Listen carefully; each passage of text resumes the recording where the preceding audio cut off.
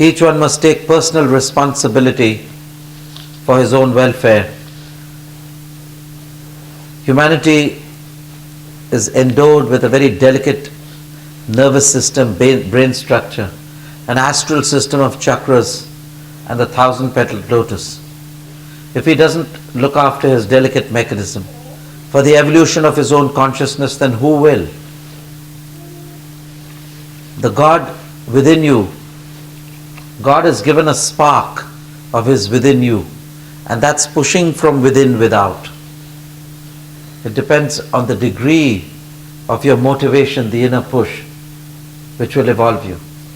If you choose to stay in slumber and darkness, then you shall. But the main valiance, the main courage of man is that even in the darkness he wants to see the light. And the light shineth in the darkness, and the darkness comprehendeth it not. The darkness can never comprehend the light. For the light is the dispeller of all darkness. Even a little bit of light can dispel the darkness of ignorance. What you are doing now is, we call this in true language, in English language, if you try to get down to the details of what you are doing, it's called educare. You're being educated. Education. Because in Greek, educare means to bring in the light. How do your modern schools and systems educate you? They're just informing you. Your computers are good, your iPhones are better. I was very attracted to iPhone. Robert Borden showed me his iPhone, and I said it's a great toy because it's so good, you don't have to think. You do it and it's there. Everything's on the screen, there's no keyboard, nothing. But all the same, these things inform. They are information, they are inventions, but it's not education. It's not bringing in the light. You see, you have to activate your own iPhone. And you can only activate your own iPhone by seeing the eye. You have to eliminate the eye. To see the eye, you must eliminate the eye. To see the eye of the soul, you must eliminate the eye of the ego. So to see the eye, you must eliminate the eye, and then your iPhone will work. Your iPhones will not work till the eye of the ego is a static and a way between your eye and I. But you must know which eye to eliminate and which eye to keep. What we are doing is we are keeping the wrong eye. And therefore the true eye cannot be seen. Initially, it's very difficult to tell between a crystal and a diamond. But as you get practice with a trained eye, you shall be able to tell the diamond from the glass, the crystal glass. So you have to practice, be the diamond cutter of the diamond of your soul. The seeing of the spiritual eye assumes prime importance in this time, where you can be steady and contact your intuition, get in touch with your conscience, and do what is truly right for you.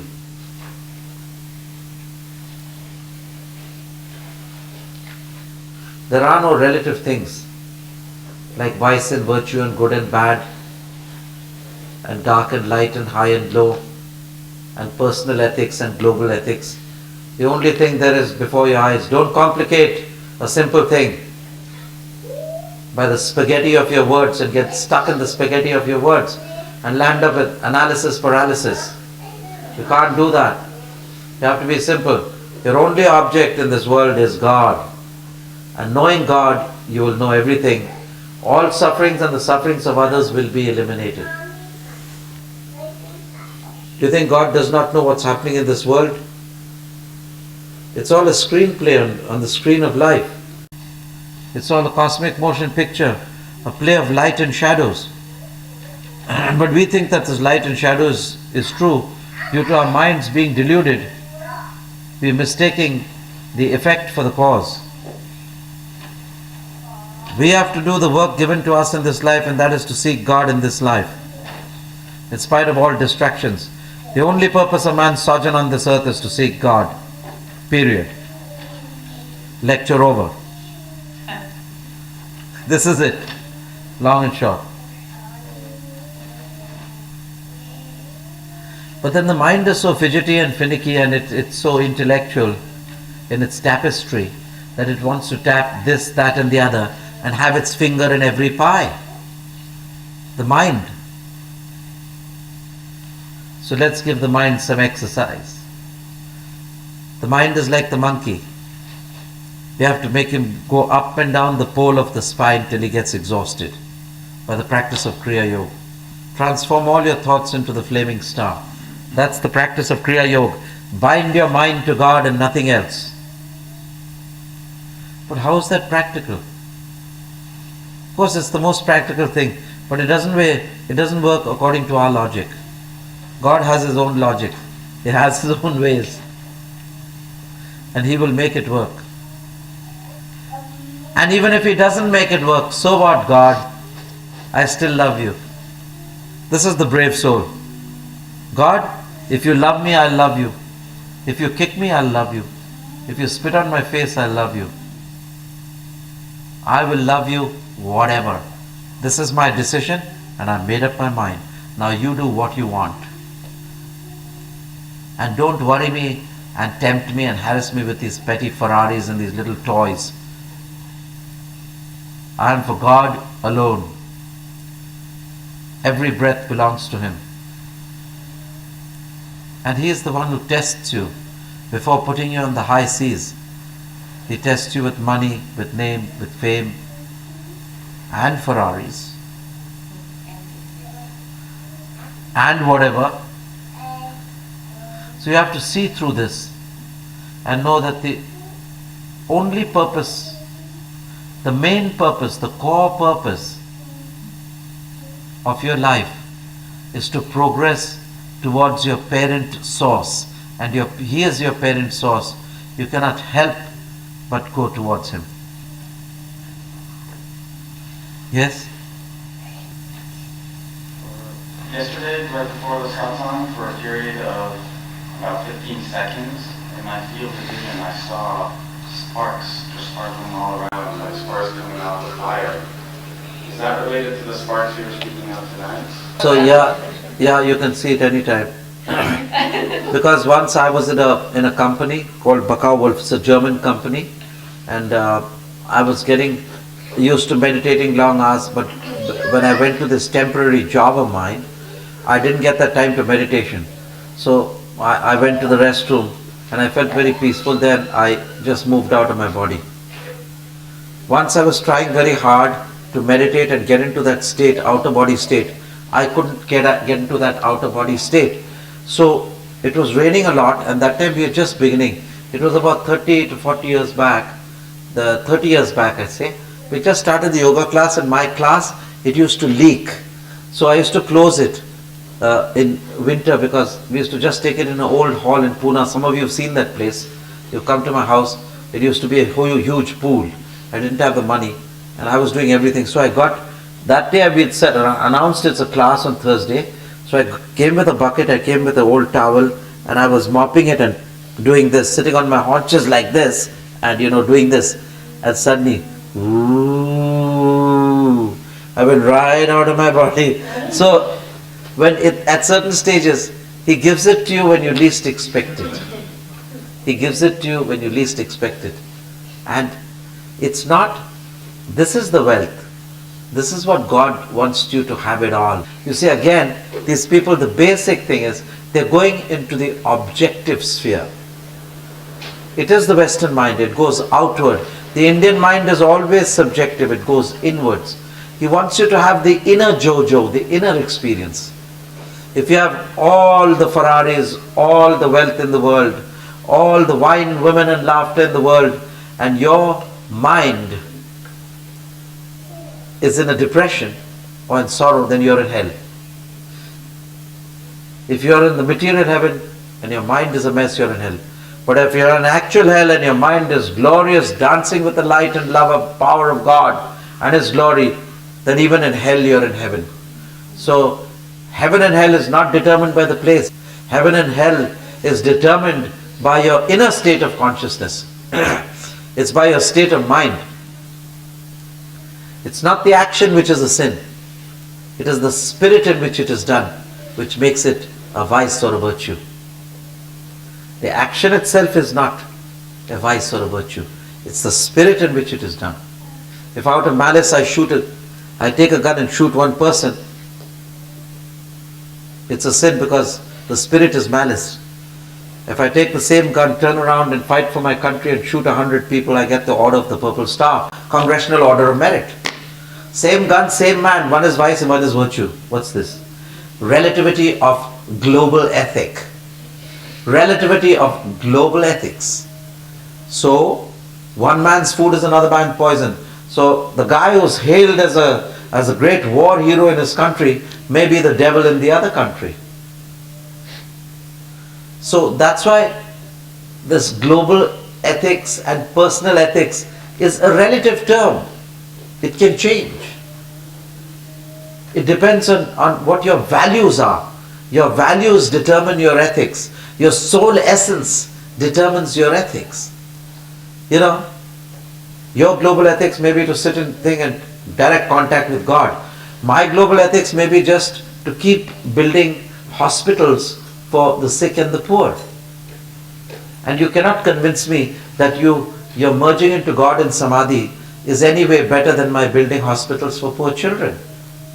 Although as a matter of fact I know, of course, merging into God Samadhi but that's Gurunath, but the people will not know. I think I'm saying just collecting pebbles by the river side, little round pebbles by the Narmada, collecting them every day and with full faith, offering it at the feet of Sri Krishna. This is my devotion. There's nothing higher than that. And nobody in the world can convince me that it's better than that. Or feeding children every Saturday. That's my religion, that's my prayer. I don't want your samadhi, I don't want your yoga, I don't want your high-far talk, nor your high states. Just feeding children. So if a man is like that, you cannot. So these are all relative terms. In relativity, there's no standardization of ethics. What is the global ethic? What is the standardization? It's very difficult. Yes, are there any questions anybody wants to ask? Yes? I've heard that yogis that practice Kriya Yoga takes like a long time, like about 100 years to reverse the aging process. So they're practicing something else called Kaya Kalpa or something like that. And to kind of keep the body young so that the Kriya Yoga kicks in after 100 years. Is this something that can you expand Who says this? I've read it on the internet, so I'm not sure. So, of course, you see, firstly, the people who started the Kriya Yoga and the body immortality are a group of people called the Nath Yogis. I belong to the Nath tradition. There's a great misunderstanding.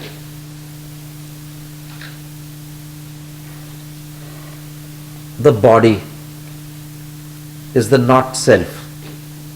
The soul is the self. The spiritual soul is the self. So why are you giving so much importance to body immortality over your own divinity? First comes God, then comes body immortality. So if you seek God in this life, there's no need to make your body immortal. If body immortality comes by His grace, His blessings and His behest, if He commands that thou shalt be immortal, that should be your attitude. This is the spiritual philosophy on which we stand. We don't give body immortality priority over God like Leonardo did. Leonardo came and started a process of rebirthing, and he reversed the process. He thought, I also had a talk, like I had a talk with Yogi Bhajan. I met Heda Khan Baba.